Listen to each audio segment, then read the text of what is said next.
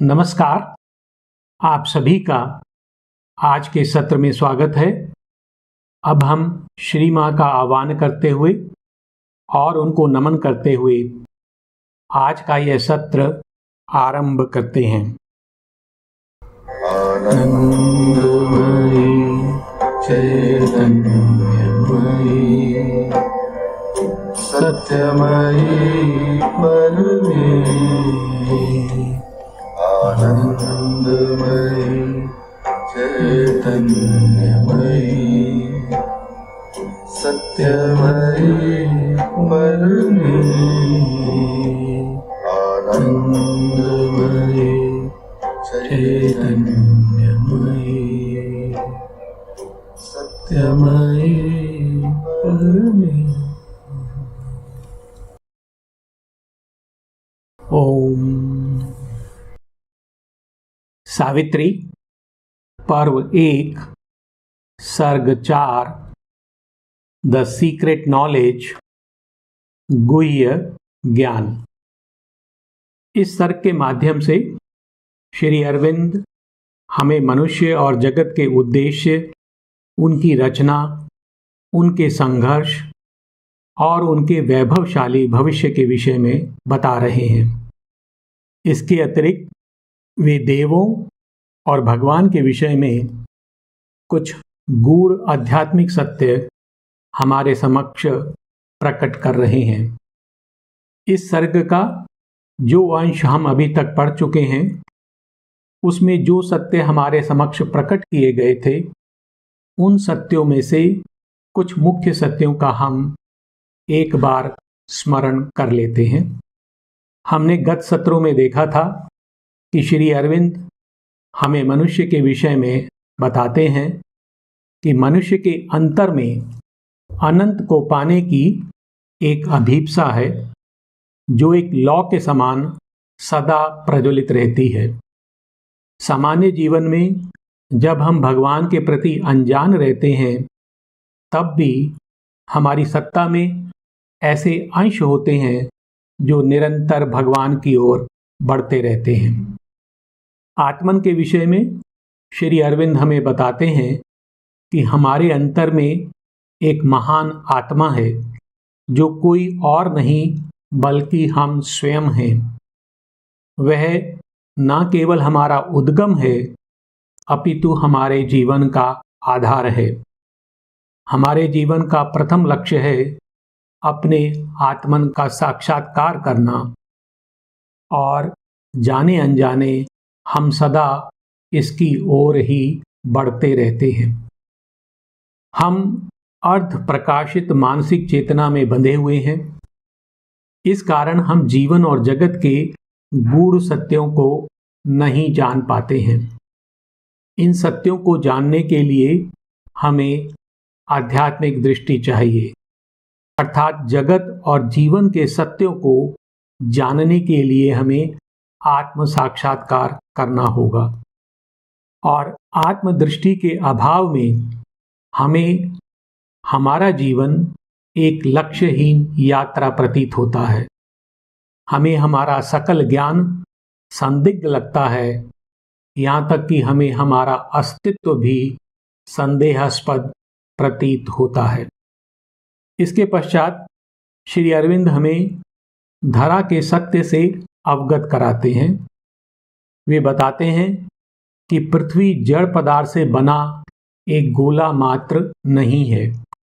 वह एक देवी है, एक शक्ति है। वह अपने अंतर में गोपित एक दिव्य सत्ता को पाना चाहती है। इस प्रयास में उसने मानव का सृजन कर लिया है, परंतु वह व्याकुल है, क्योंकि वह उन वस्तुओं के प्रति सचेत है जिन्हें वह अभी तक प्राप्त नहीं कर पाई है। वह एक ऐसा विश्वास जो कभी डिग नहीं सकता, एक अमर प्रेम और एक दृढ़ सत्य को खोज रही है, अर्थात वह दिव्य मानव को खोज रही है। वह स्वर्ग के वैभव को पाना चाहती है और उसका यह दावा न्यायोचित है और सर्वद्रष्टा देव उसके इस दावे का अनुमोदन करते हैं, उसको स्वीकार करते हैं। ये कुछ मुख्य सत्य थे जिन्हें हमने गत सत्रों में जाना था। आज जो अंश हम पढ़ने जा रहे हैं उसमें 2 भाव प्रमुख हैं। प्रथम भाग में श्री अरविंद हमें बता रहे हैं कि इस जगत में जो कुछ भी घटित होता है वह एक असीम योजना का अंग है जिसे केवल परम एक ही जानता है।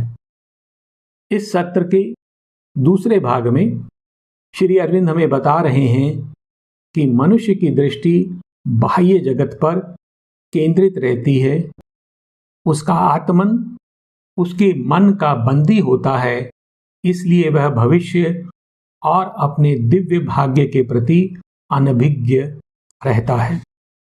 इसके पश्चात यदि कुछ समय शेष रहता है तो हम अमर देवों के संबंध में कुछ पंक्तियां पढ़ेंगे जिनमें हम जानेंगे कि जगत रचयिता अमर देव जगत के ऊपर स्थित हैं और जगत के कार्यों का निरीक्षण करते हैं। अब हम इस सर्ग को पंक्तिशः पढ़ते हैं। हम लोग पृष्ठ नंबर 52 पर हैं और पंक्ति नंबर 10 पर। इससे पूर्व जो अंश हमने पढ़ा था उसमें हमने धरा के विषय में जाना था। हमने जाना था कि अनंत युगों के श्रम के पश्चात धरा ने मनुष्य का निर्माण कर लिया है, परंतु वह व्याकुल है क्योंकि उसने अभी तक अपने लक्ष्य को प्राप्त नहीं किया है। उसका लक्ष्य है दिव्य मानव को धरा पर प्रकट करना। लेकिन कुछ ही मनुष्य धरा की वर्तमान स्थिति के पार देख सकते हैं। But few can look beyond the present state और overleap this matted hedge of sense. अर्थात केवल कुछ ही मनुष्य हैं जो धरा की वर्तमान स्थिति है उससे परे देख सकते हैं। But few can look beyond the present state और overleap this matted hedge of sense. और यह जो हमारी इंद्रियां हैं वो एक प्रकार से उलझी हुई हैं, ढकी हुई हैं। किसी बाढ़ ने उन्हें बांध रखा है और कुछ ही लोग हैं जो अपनी इंद्रियों से परे जा सकते हैं और इस सत्य को जान सकते हैं। But few can look beyond the present state और overleap this matted hedge of sense. अर्थात वे हमें बता रहे हैं कि हम इस धरा के सत्य को, इस जगत के सत्य को क्यों नहीं जान पाते, क्योंकि हमारी जो इंद्रियां हैं वह आवृत हैं, ढकी हुई हैं और हम उनके परे नहीं देख पाते हैं। इसके पश्चात श्री अरविंद हमें बता रहे हैं कि यह जो जगत है उसका सृजन परम अज्ञेय के नियमों के अनुसार होता है। पृथ्वी पर जो कुछ भी घटित होता है वह एक असीम योजना का अंग है जिसे केवल परम एक ही जानता है। All that transpires on earth and all beyond are parts of an illimitable plan. The one keeps in his heart and knows alone. अर्थात पृथ्वी पर और उससे परे जो कुछ भी घटित होता है, all that transpires on earth and all beyond, अर्थात पृथ्वी से परे भी इस जगत में जो कुछ भी घटित होता है, are parts of an illimitable plan, वह सब एक असीम योजना का भाग है, उसका अंग है। The one keeps in his heart and knows alone, और यह जो योजना है वह परम एक अपने हृदय में गोपित रखता है और केवल वही उसे जानता है। और इन पंक्तियों में श्री अरविंद हमें बता रहे हैं कि भाग्य जो संयोग की नकल करता है वह गोपित सत्यों का एक मूक रेखा चित्र है। और वे बताते हैं कि जो परम अज्ञात के जो नियम हैं वही इस जगत का सृजन करते हैं। Our outward happenings have their seed within। अर्थात जो कुछ भी हमारी बाह्य सत्ता में घटता है उसके बीज हमारे अंतर में होते हैं। Our outward happenings have their seed within, and even this random fate that imitates chance, this mass of unintelligible results, are the dumb grasps of truths that work unseen। अर्थात यह जो अनियमित भाग्य है, द रैंडम फेट, जो दैव योग की नकल करता है, and even this random fate that imitates chance, this mass of unintelligible results, और अस्पष्ट परिणामों का यह समूह are the dumb graph of truths that work unseen। यह गोपित सत्यों का मूक रेखा चित्र है उस सत्य का जो अदृश्य रहते हुए कार्य करता है। अर्थात हमारा जो भाग्य है, जो हमें अनियमित प्रतीत होता है, उसके पीछे एक सत्य गोपित रहता है जो अदृश्य रहते हुए कार्य करता है।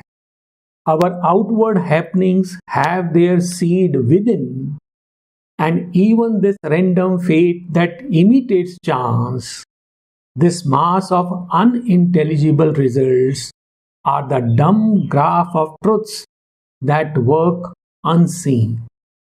The laws of the unknown create the known। अर्थात परम अज्ञेय के नियम ये दृष्टिगत जगत का सृजन करते हैं।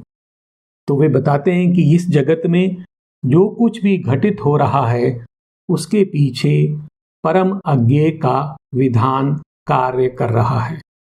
The laws of the unknown create the known। फिर वे बता रहे हैं कि ये जो घटनाएं हमारे जीवन को रूप देती हैं, आकार देती हैं, यह अंतर्गोपित आत्मा की शक्तियों से उत्पन्न होती हैं। The events that shape the appearance of our lives are a cipher of subliminal quiverings, which rarely we surprise or vaguely feel। तो वे घटनाएं जो हमारे जीवन को आकार देती हैं, the events that shape the appearance of our lives are a cipher of subliminal quiverings। तो वे अंतःस्थलीय चेतना के स्पंदनों का एक गोपित संदेश है। अर्थात उनके पीछे जो अंतःस्थलीय चेतना के स्पंदन है वो कार्य कर रहे हैं, और जब वह सतह पर आते हैं तो वह हमारे जीवन की घटनाओं को रूप देते हैं। The events that shape the appearance of our lives are a cipher of subliminal quiverings, which rarely we surprise or vaguely feel। जिन्हें हम कदाचित ही जान पाते हैं या अस्पष्ट रूप से महसूस कर पाते हैं। तो हमारी अंतःस्थलीय चेतना में जो स्पंदन है उनको हम पकड़ नहीं पाते हैं या उनको हम केवल अस्पष्ट रूप में ही महसूस कर पाते हैं। Which rarely we surprise or vaguely feel are the outcome of suppressed realities that hardly rise into material day। तो वे उन दबी हुई वास्तविकताओं का परिणाम हैं जो कदाचित ही भौतिक जगत में प्रकट होती हैं। अर्थात हमारे जीवन के कुछ ऐसे सत्य हैं जो हमारी अंतःस्थलीय चेतना में गोपित रहते हैं, दबे हुए रहते हैं, और वे यदा कदा सतह पर आते हैं और हमारे जीवन को रूप देते हैं, आकार देते हैं। The events that shape the appearance of our lives are a cipher of subliminal quiverings, which rarely we surprise or vaguely feel, are the outcome of suppressed realities that hardly rise into material day. अर्थात हम इनके विषय में नहीं जानते हैं और ये हमारे अंतर में गोपित रहते हैं। They are born from the spirit's sun of hidden powers. तो उनका जन्म किस प्रकार से होता है कि ये जो घटनाएं हैं जो आत्मा के सूर्य से, उसकी जो गोपित शक्तियां हैं उससे उत्पन्न होती हैं। They are born from the spirit's sun of hidden powers, digging a tunnel through emergency. और वो किसी आपात स्थिति में एक सुरंग खोद कर प्रकट हो जाती हैं। तो हमारे अंतर में जो हमारी आत्मा है उसकी कुछ आवश्यकताएं हैं और वह सतह पर आकर अपने आप को प्रकट करती हैं। और कभी कभी ऐसा होता है कि आपात स्थिति में हमारी आत्मा की आवश्यकता के अनुसार वे हमारी अंतःस्थलीय चेतना से हमारी सतह पर आ जाती हैं, हमारे जीवन में प्रकट होती हैं और हमारे जीवन को रूप देती हैं, आकार देती हैं। अर्थात जो कुछ भी हमारे जीवन में घट रहा है उसका जो स्रोत है वो हमारे अंतर में गोपित हमारी आत्मा की शक्तियां होती हैं, उसका संकल्प होती हैं, उसकी आवश्यकताएं होती हैं। The events that shape the appearance of our lives are a cipher of subliminal quiverings, which rarely we surprise or vaguely feel, are the outcome of suppressed realities that hardly rise into material day. They are born from the spirit's sun of hidden powers, digging a tunnel through emergency. परंतु हम में से कौन है जो उसे जानने का प्रयास करता है? यह जानने का प्रयास करता है कि आत्मा की कौन सी गहन आवश्यकता ने किस सामान्य कार्य और उसके परिणाम को निश्चित किया है। अर्थात हम कभी इस बात का प्रयास नहीं करते कि जो हमारे जीवन में घटनाएं घट रही हैं उसके पीछे आत्मा की क्या आवश्यकता है। But who shall pierce into the cryptic gulf and learn what deep necessity of the soul determine casual deed and consequence? लेकिन कौन उस रहस्यमयी खाई में उतरेगा और यह जानेगा कि आत्मा की कौन सी गहन आवश्यकता ने हमारे जीवन में जो सामान्य कर्म है और उनके परिणामों को निश्चित किया है। But who shall pierce into the cryptic gulf and learn what deep necessity of the soul determine casual deed and consequence? और अब श्री अरविंद हमें बता रहे हैं कि जो मनुष्य की जो दृष्टि है, जो बाह्य जगत है, उस पर केंद्रित रहती है और ऐसे क्षण जो हमारा निकट का अतीत है उस पर केंद्रित रहती है और हमारा जो ज्ञान है वो हमारे अतीत के अनुभवों पर आधारित रहता है और हमारा जो आत्मन है वो हमारे मन का बंदी होता है और इस कारण हम ना तो भविष्य को जान पाते हैं और ना ही अपने दिव्य भाग्य को जान पाते हैं।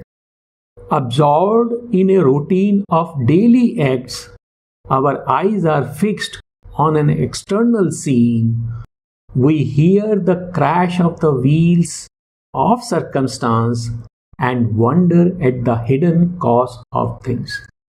तो वे बता रहे हैं कि हम अपनी जो दैनिक दिनचर्या है उसमें लीन रहते हैं। Absorbed in a routine of daily acts. Our eyes are fixed on an external scene, और जो हमारे नेत्र हैं वो बाह्य दृश्य पर केंद्रित रहते हैं। We hear the crash of the wheels of circumstance, हम परिस्थिति के पहियों की गड़गड़ाहट सुनते हैं। And wonder at the hidden cause of things, और हम घटनाओं के गोपित कारण पर आश्चर्य करते हैं। हमारे जीवन में जो घटनाएं घटित होती हैं, हमें ऐसा प्रतीत होता है कि हमारे चारों ओर जो परिस्थितियां हैं वह उसके लिए उत्तरदायी हैं, अथवा उनके कारण वो घटनाएं घट रही हैं। We hear the crash of the wheels of circumstance, तो जो हमारे चारों ओर परिस्थितियां हैं जो जिस प्रकार से बदल रही हैं, उनके पहियों की जो गड़गड़ाहट है, उस आवाज को सुनकर हम ये जानना चाहते हैं कि हमारे जीवन में कोई घटना क्यों घट रही है। And wonder at the hidden cause of things, परंतु उससे हम यह नहीं जान पाते कि हमारे जीवन में जो कुछ भी घट रहा है उसका कारण क्या है, क्योंकि उसमें कोई तारतम्य नहीं होता, हम उसमें कोई संबंध नहीं देख पाते हैं, और इसलिए हम आश्चर्यचकित होते हैं कि जो कुछ भी हमारे जीवन में घट रहा है उसका कारण क्या है। Absorbed in a routine of daily acts, our eyes are fixed on an external scene. We hear the crash of the wheels of circumstance and wonder at the hidden cause of things. तो श्री अरविंद हमें मनुष्य की स्थिति बता रहे हैं, और फिर वे हमें बताते हैं कि इन घटनाओं का जो गोपित कारण है वो हमारी आत्मा की गोपित आवश्यकता है। और यदि हम अपनी आत्मा से साक्षात्कार प्राप्त कर लें, हम ये जान सकें कि हमारी आत्मा की गोपित आवश्यकता क्या है, तो हम जो भविष्य है उसको जान सकते हैं। Yet a foreseeing knowledge might be ours, तो एक भविष्यदर्शी ज्ञान हमारा हो सकता है। कैसे? If we could take our spirit stand within, यदि हम अपनी आत्मा में स्थित हो सकें।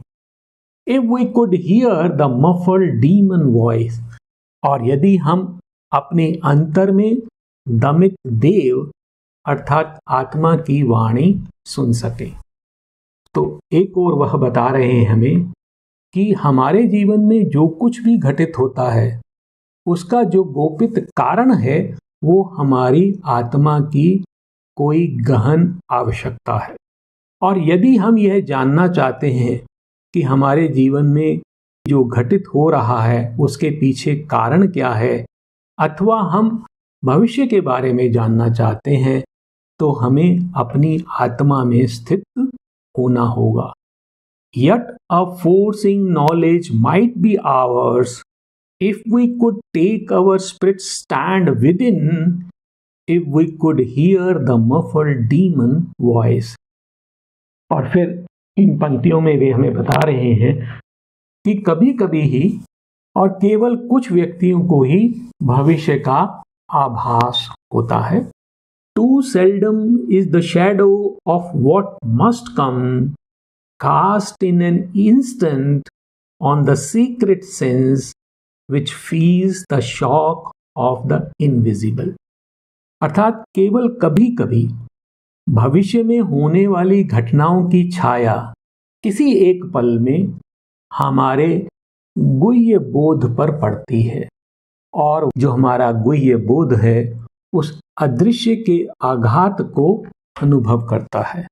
अर्थात कभी कभी हमें इसका एहसास होता है।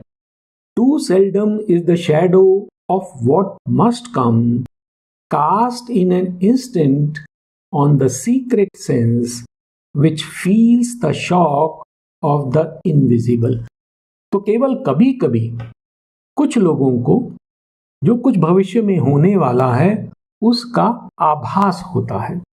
Too seldom is the shadow of what must come cast in an instant on the secret sense which feels the shock of the invisible. And seldom in the few who answer give, और कभी कभार उन कुछ लोगों में जो उत्तर देते हैं, अर्थात जिनको अनुभव होता है उनमें से भी केवल कुछ ही लोगों को। And seldom in the few who answer give the mighty process of the cosmic will communicates its image to our sight, identifying the world's mind with ours.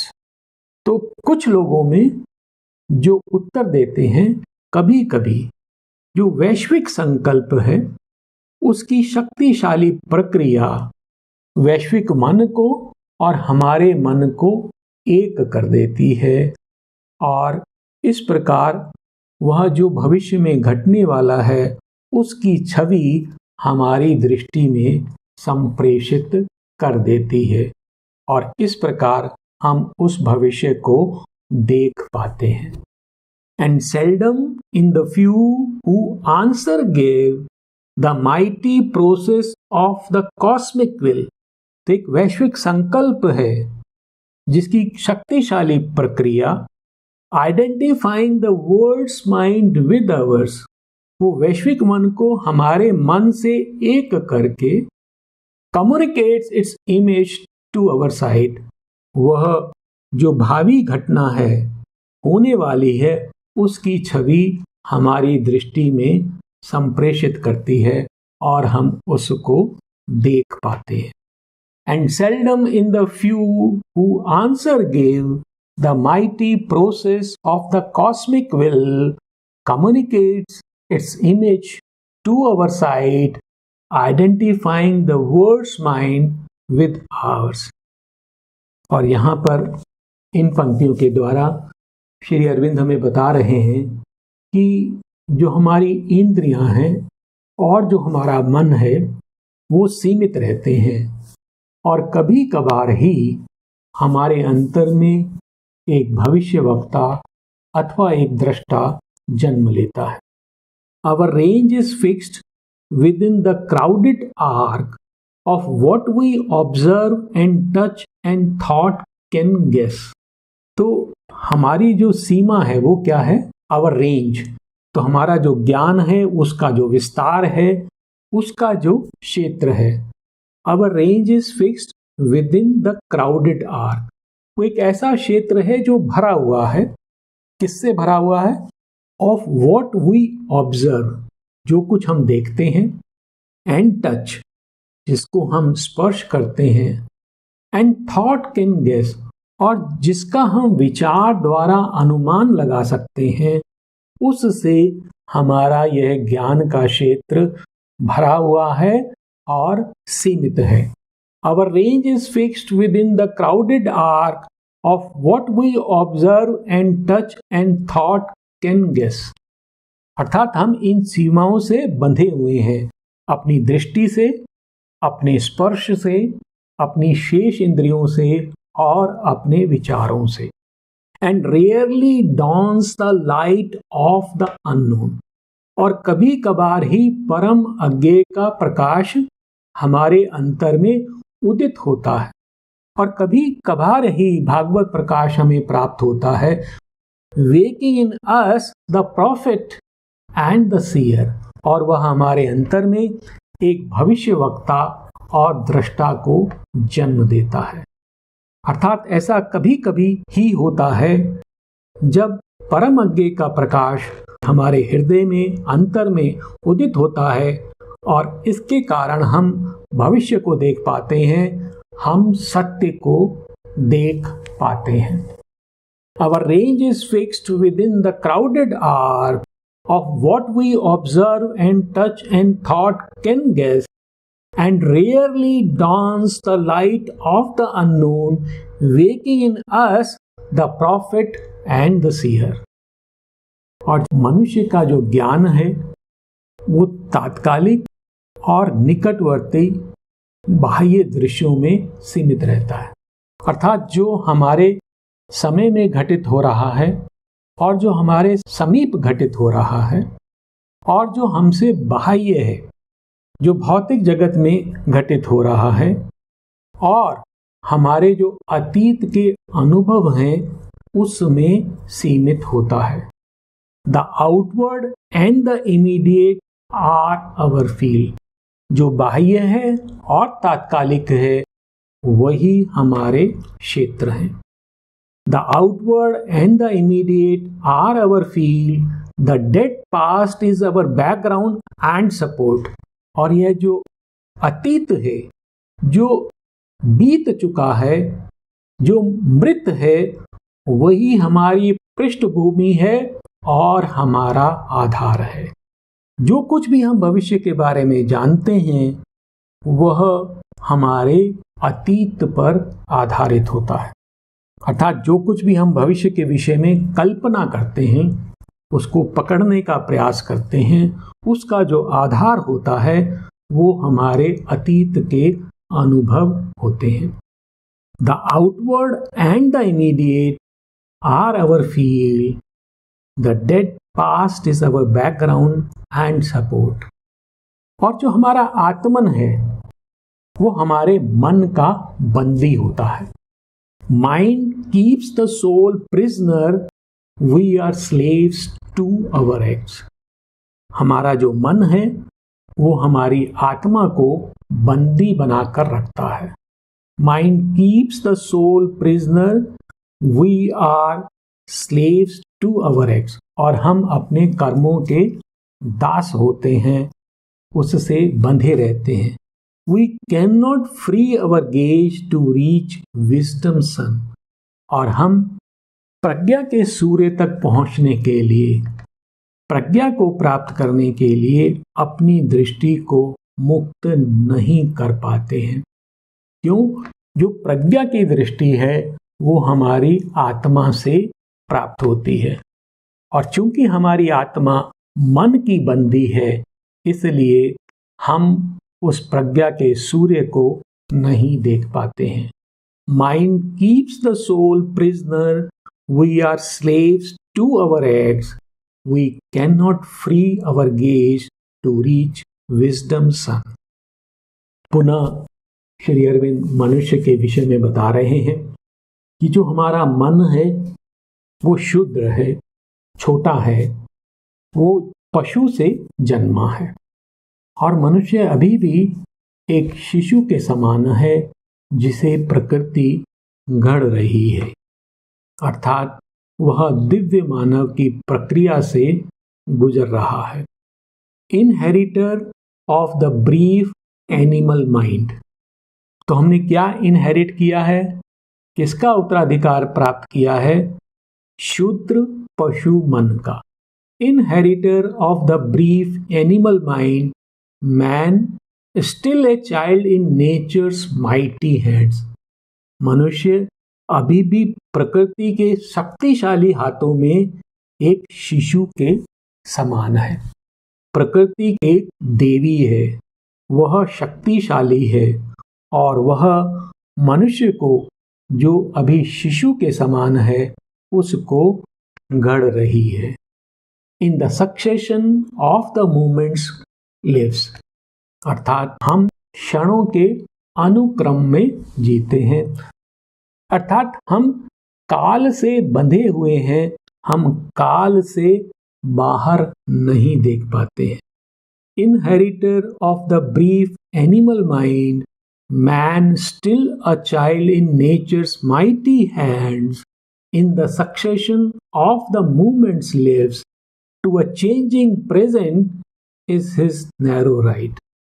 और यह जो वर्तमान है, जो प्रतिपल बदल रहा है, केवल उसी पर उसका सीमित अधिकार है।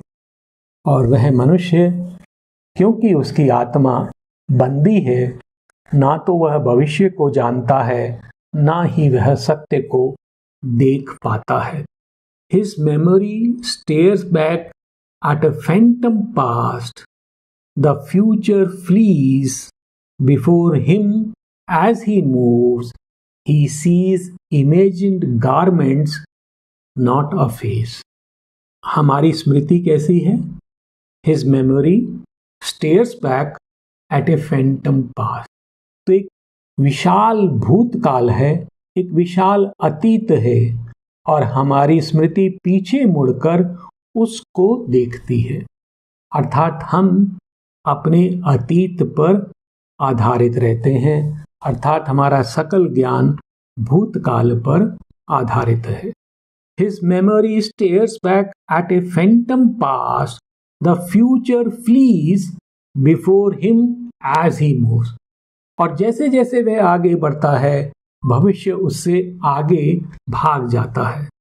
अर्थात वह जो जो भविष्य को जानने का प्रयास करता है, भविष्य और आगे बढ़ जाता है और वह उसे कभी जान नहीं पाता है।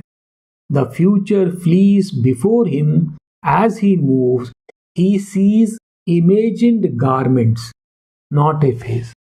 और वह चेहरे को नहीं अपितु काल्पनिक वस्त्रों को देखता है, अर्थात वह सत्य को नहीं अपितु उसके आवरण को देखता है, उसके द्वारा रचित बाह्य जगत को देखता है और वह सत्य को नहीं जान पाता है। His memory stares back at a phantom past. The future flees before him as he moves. He sees imagined garments, not a face. और हमारी स्थिति किस प्रकार की है कि हमारी शक्ति जो है सीमित है, निश्चित है और उस सीमित शक्ति से हम अपनी धन और संपत्ति की रक्षा करने का प्रयास करते हैं। Armed with a limited precarious strength. तो हमारी शक्ति कैसी है? सीमित है, अनिश्चित है। Armed with a limited precarious strength, he saves his fruits of work from adverse chance. और हम अपने कर्मों के फलों को एक प्रतिकूल संयोग से उसकी रक्षा करते हैं, अर्थात कहीं हमारा फल हमसे छूट ना जाए, दूर ना हो जाए, ऐसा हम प्रयास करते हैं। परंतु जो हमारी शक्ति है वह सीमित है, अनिश्चित है। उसका सहारा लेकर हम अपने कर्मों के फलों को संचित करना चाहते हैं। Armed with a limited precarious strength, he saves his fruits of work from adverse chance. और हमारे जो ज्ञान है वो किस प्रकार का है? वह एक संघर्षशील अज्ञानता है, अर्थात एक अज्ञता जो प्रकाश को पाने का प्रयास कर रही है। ऐसी अज्ञता अथवा अज्ञानता हमारे ज्ञान का साथी है। और जो ज्ञान हमने अभी तक प्राप्त किया है, जो कि अज्ञान पर आधारित है, उसके कारण हम ना तो अपने कर्मों के परिणामों पर और ना ही अपने विचारों की सत्यता के प्रति आश्वस्त होते हैं। अर्थात एक संशय सदा हमारे मन में बना रहता है। A struggling ignorance is his wisdom's mate. He waits to see the consequence of his acts. He waits to weigh the certitude of his thoughts. He knows not what he shall achieve or when. तो एक ऐसी अज्ञानता जो संघर्षशील है, जो प्रकाश को पकड़ना चाहती है, a struggling ignorance is his wisdom's mate. वह उसकी प्रज्ञा की साथी है। He waits to see the consequence of his acts. और वह अपने कार्यों के परिणाम के घटित होने की प्रतीक्षा करता है, अर्थात वह अपने कार्यों के परिणाम के प्रति आश्वस्त नहीं होता है। हम नहीं जानते कि हम जो कार्य कर रहे हैं उसका परिणाम जो हम चाहते हैं वह होगा अथवा नहीं। He waits to see the consequence of his acts. He waits to weigh the certitude of his thoughts. और वह अपने विचारों की सत्यता को मापने के लिए प्रतीक्षा करता है, अर्थात वह अपने विचारों की सत्यता के प्रति आश्वस्त नहीं है। अर्थात जो कुछ वह कहता है अथवा जानता है उसकी सत्यता के प्रति वह आश्वस्त नहीं होता। He waits to weigh the certitude of his thoughts. He knows not what he shall achieve or when. वह नहीं जानता कि वह कब और क्या प्राप्त करेगा, तो वह अपने भविष्य के विषय में नहीं जानता है। A struggling ignorance is his wisdom's mate. He waits to see the consequence of his acts. He waits to weigh the certitude of his thoughts. He knows not what he shall achieve or when. और मनुष्य यह भी नहीं जानता कि वह इस धरा पर सदा के लिए जीवित रहेगा। अर्थात मनुष्य जाति इस धरा पर सदा के लिए जीवित रहेगी या नहीं रहेगी। He knows not whether at last he shall survive or end like the mastodon and the sloth and perish from the earth where he was king.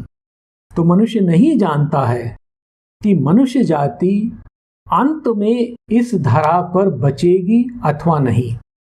वह नहीं जानता ऐसे जानवर जो अतीत में थे और अब समाप्त हो गए हैं, एंड द स्लॉथ, और स्लॉथ के समान वो लुप्त नहीं हो जाएगा। तो ऐसे कई पशु हैं जो धरा के इस विकास क्रम में कभी प्रकट हुए थे और फिर वो समाप्त हो गए और दोबारा कभी प्रकट नहीं हुए। तो मनुष्य नहीं जानता कि वह उन प्राणियों के समान कहीं समाप्त तो नहीं हो जाएगा। He knows not whether at last he shall survive or end like the mastodon and the sloth and perish from the earth where he was king. और उस धरा पर जिस पर वह कभी राजा के समान रहता था वहां से समाप्त हो जाएगा। हम जानते हैं कि जो मनुष्य है वो आज इस धरा पर सर्वशक्तिशाली है। वह इस धरा पर एक राजा के समान रहता है, परंतु क्या वह इस धरा पर सदा रहेगा, वह उसके प्रति आश्वस्त नहीं है। He knows not whether at last he shall survive or end like the mastodon and the sloth and perish from the earth where he was king.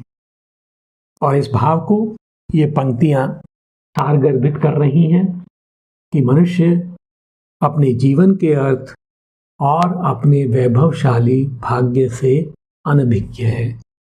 He is ignorant of the meaning of his life. He is ignorant of his high and splendid fate. तो मनुष्य अपने जीवन के अर्थ से अनभिज्ञ है। वह नहीं जानता कि वह इस धरा पर क्यों आया है, उसका क्या उद्देश्य है, और वह यह भी नहीं जानता कि उसका भाग्य कैसा है। वह नहीं जानता कि वह दिव्य मानव की ओर बढ़ रहा है, अर्थात उसका जो भाग्य है वो बहुत उच्च है और वैभवशाली है, परंतु मनुष्य इसके विषय में नहीं जानता। और एक ही कारण है, क्योंकि मनुष्य मन पर आधारित है, अपनी इंद्रियों पर आधारित है। जो तात्कालिक है वह उसका आधार है, अतीत उसका आधार है। उसकी जो आत्मा है उसको मन ने गोपित कर रखा है, ढक रखा है, और इस कारण ना तो वह भविष्य को जानता है और ना ही अपने जीवन के सत्य को जानता है, और ना ही वह अपने वैभवशाली भव्य भाग्य को जानता है। He is ignorant of the meaning of his life. He is ignorant of his high and splendid fate. हम लोग यहाँ पर इस सत्र को विराम देंगे, क्योंकि अब जो आगे की पंक्तियाँ हैं उसमें एक नया भाव आरंभ हो रहा है जो अमर देवों के विषय में है। अर्थात जो देव हैं वो किस प्रकार से धरा पर जो कुछ घटित हो रहा है उसका निरीक्षण करते हैं और किस प्रकार से धरा को उसके संघर्ष में उसकी सहायता करते हैं। तो हम इस भाव को अगली बार ले लेंगे। तो एक बार जो हमने आज दो मुख्य भाव पढ़े उनका स्मरण कर लेते हैं। तो आज का जो अंश हमने पढ़ा उसमें दो भाग मुख्य रूप से थे। जो प्रथम भाग था उसमें हमने जाना कि इस जगत में जो कुछ भी घटित होता है वह एक असीम योजना का अंग है। अर्थात यहाँ कुछ भी आकस्मिक नहीं होता, कुछ भी अकारण नहीं होता। जो कुछ भी यहाँ घटित हो रहा है उसके पीछे एक योजना कार्य कर रही है और वह बहुत विशाल योजना है, इलिमिटेबल प्लान। और केवल परम एक ही उस योजना को जानता है। अर्थात इस धरा पर कुछ भी अकारण नहीं होता। हमारे जीवन में जो कुछ भी होता है वो हमारे अंतर में गोपित आत्मा की कोई गहन आवश्यकता होती है जिसके कारण वह हमारे जीवन में घटित होता है। और दूसरे भाग में हमने पढ़ा कि जो मनुष्य की जो दृष्टि है वो बाह्य जगत पर केंद्रित रहती है और वह अपनी आत्मा से अनजान होता है और इसलिए वह अपने भविष्य के विषय में और जो उसका दिव्य भाग्य है, जो गौरवमयी भाग्य है, उसके प्रति वह अनभिज्ञ रहता है। तो अब हम लोग श्री माँ को धन्यवाद करते हुए, उनको नमन करते हुए शांति मंत्र के साथ इस सत्र को विराम देते हैं।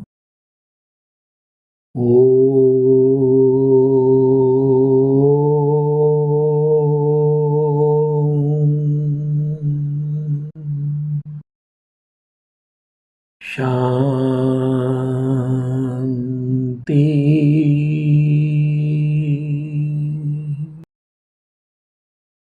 शांति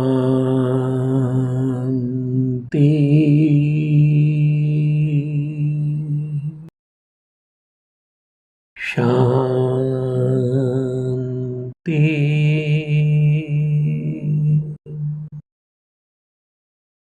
ओम। धन्यवाद। नमस्कार।